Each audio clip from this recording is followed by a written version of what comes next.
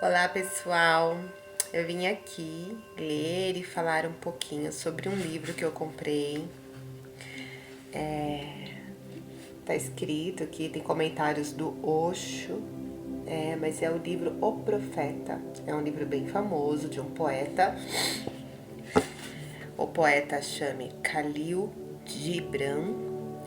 E eu vou ler alguns trechos, fazer alguns vídeos aqui para vocês de alguns detalhes assim super, hiper importantes, né? Logo no prefácio desse livro, esse livro aqui é Acredite no Amor. Eu acho que o amor é uma linha, né, que todos nós, todas as pessoas procuram, né, direto ou indiretamente, o amor de todas as formas. A gente quer ser amado, a gente quer amar, mas muitas vezes a gente nem sabe que é a dimensão disso, ou ter uma imagem sobre o que é o amor. E isso acaba atrapalhando que quando o amor realmente acontece nas pequenas coisas, você não acha que é amor, porque você tem uma ideia, né? E aí esse livro eu achei bem interessante alguns pontos de vista. Logo aqui no prefácio, ele diz uma analogia entre poeta e o místico. E essa palavra muito eu gostei, né? Sobre o místico. No meu Twitter, né? Eu até coloquei lá mística. Poeta, mas nada eu sou de poeta. Tá dizendo aqui do autor do livro que Khalil Gibran é um grande poeta, né? Talvez o maior que tenha nascido na Terra, tá escrito no prefácio. Mas ele não é um místico. E há uma tremenda diferença entre poeta e místico.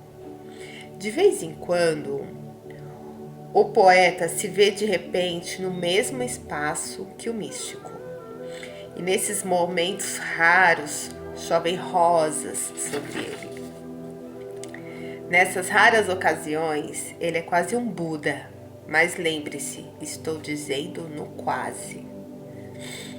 Esses raros momentos que vêm e vão, né? O poeta não tem domínio sobre eles. Então, o que ele diz sobre o poeta? O poeta, ele tem altos, assim, que ele tem certas, uma lucidez, talvez, tamanha, que ele tem mais lucidez, escreve mais bonito do que Jesus, até ele diz aqui nesse livro, do que Buda. Então, certas composições poéticas assim são muito poderosas, que conseguem trazer certos insights. Eu acho que acaba pegando realmente, eu tô mudando agora da minha palavra do inconsciente, né, akáshico, e o poeta capta aquilo e escreve coisas magníficas. E depois pode ser que ele nunca mais escreva nada parecido na vida dele, né? E já um místico, que ele trata aqui as pessoas iluminadas como místico, né, no livro, o nome, elas estão sempre nesse estado de consciência que aquele poeta conseguiu naquele instantinho escrever. E o místico está sempre naquele estado de consciência. Então, para ele é normal, ele nem consegue nem expor em palavras, talvez, todas as sensações que sempre ele tem, né? Como o poeta conseguiu naquele instante, mas o místico está sempre naquela constância de clareza.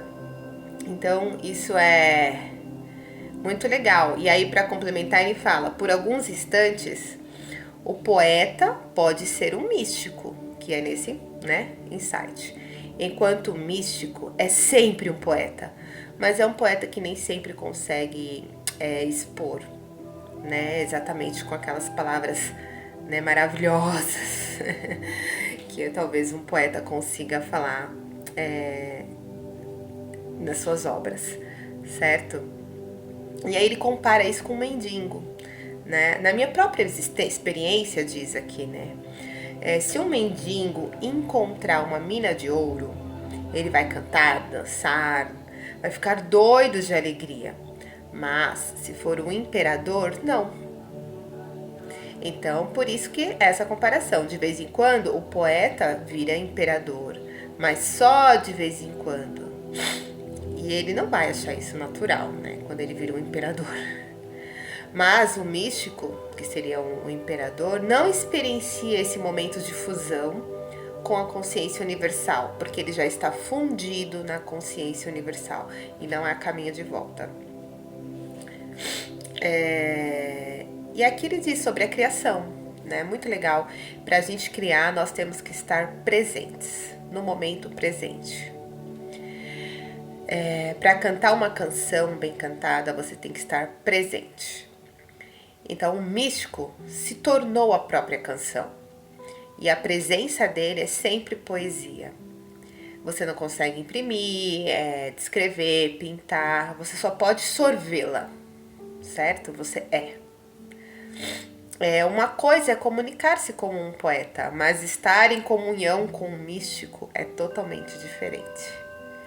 Por isso é bom começar pelos poetas, porque se você não conseguir nem absorver as gotas de orvalho do poeta, o oceano do místico não é para você.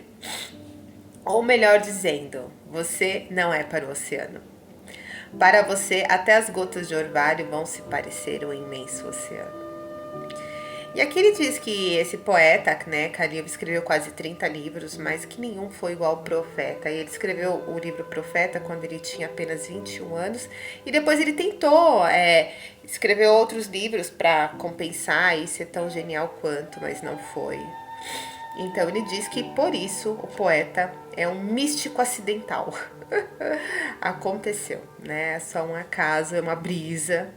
Ninguém consegue provocar isso, acaba acontecendo. Bom, então eu digo isso pra você. Se você tem uma inspiração, escreva. Está dormindo à noite e sonhou e teve uma ideia, escreva a ideia.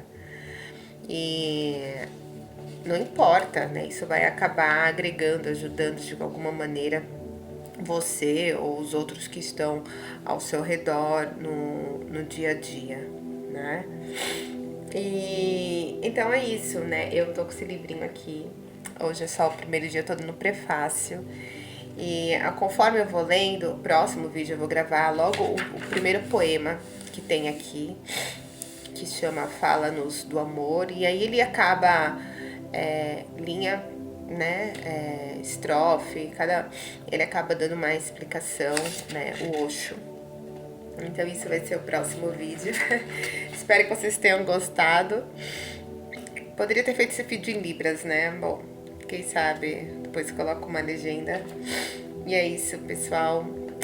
Que o místico, que a gente possa ter lampejos de poeta, se ainda não estamos num estado místico o tempo todo. Mas e por que não, né, ficarmos num estado místico? Na presença, né, na consciência universal, certo?